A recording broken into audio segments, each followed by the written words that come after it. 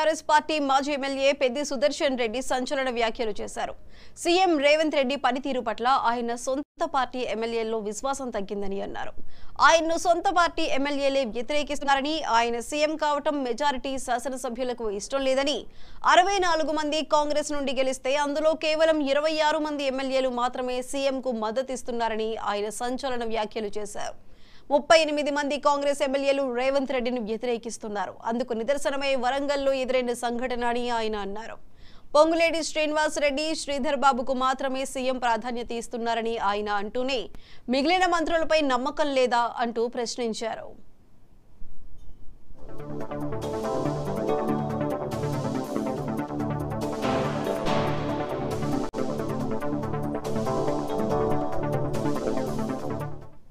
Cabinet లో 2 మంత్రులు మాత్రమే ఆయన నిర్ణయాలను స్వాగతిస్తున్నారని, ఆయనపై సొంత పార్టీలో ధిక్కారం పెరిగిపోయిందంటూ ఆయన వ్యాఖ్యానించారు.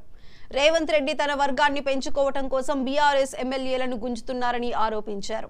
కాంగ్రెస్ పాలనలో రాష్ట్రంలో క్రైమ్ రేట్ పెరిగిందని, గంటకో హత్య జరుగుతుందంటూ రాష్ట్రంలో పాలన పట్టు తప్పిందంటూ ఆయన తెలిపారు.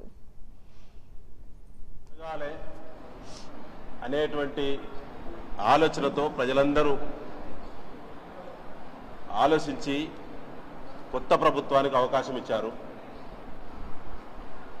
రేవంత్ రెడ్డి గారు నిన్న ముఖ్యమంత్రి హోదాలో మొట్టమొదటి అధికారిక పర్యటనకు వరంగల్ జిల్లాకు రావడం జరిగింది. ప్రతిపక్ష పార్టీలుగా సహజంగా ప్రొటెస్టు, నిరసనలు, వారు గతంలో ఎన్నికల్లో ఇచ్చినటువంటి హామీల అమలుకై డిమాండ్ చేస్తూ ప్రొటెస్ట్ చేయడము, రిప్రజెంటేషన్ ఇవ్వడం అనేది ఆనవాయితీ. పార్టీగా ప్రొటెస్ట్ అనేది మొదటిసారి వస్తున్నాడు కాబట్టి కరెక్ట్ కాదని చెప్పి స్థానిక నాయకత్వం అందరం కూడా ఆలోచించినాం. జిల్లాలో ఎన్నికైనటువంటి ప్రజాప్రతినిధులు, శాసనసభ్యులు కాంగ్రెస్ పార్టీ వారు 10 నుంచి 11కు పెరిగింది. కానీ వారు ఇచ్చినటువంటి హామీలు మాత్రం సంఖ్య తగ్గలేదు. అమలు సంఖ్య ఒక్కటి కూడా లేదు.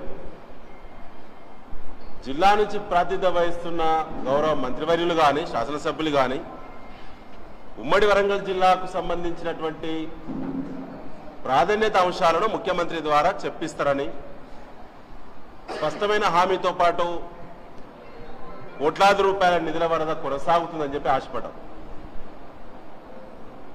కానీ కేవలం బీఆర్ఎస్ ప్రభుత్వాన్ని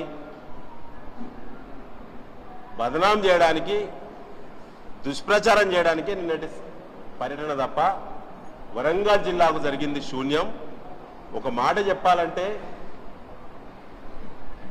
గతంలో ఎందరో ముఖ్యమంత్రులు ఎన్నోసార్లు వరంగల్ పర్యటన రావచ్చు, కానీ ఇంత నిన్న ఆయరాం గయరాంలా మామూలుగా వచ్చిపోయినటువంటి ముఖ్యమంత్రి టూర్కి వచ్చినట్టే ఉన్నది తప్ప పబ్లిక్ సంబంధించినటువంటి ఏ ఒక్క అంశాన్ని కూడా తను చెప్పలేకపోయాడు. రాష్ట్రంలో ఎన్నికల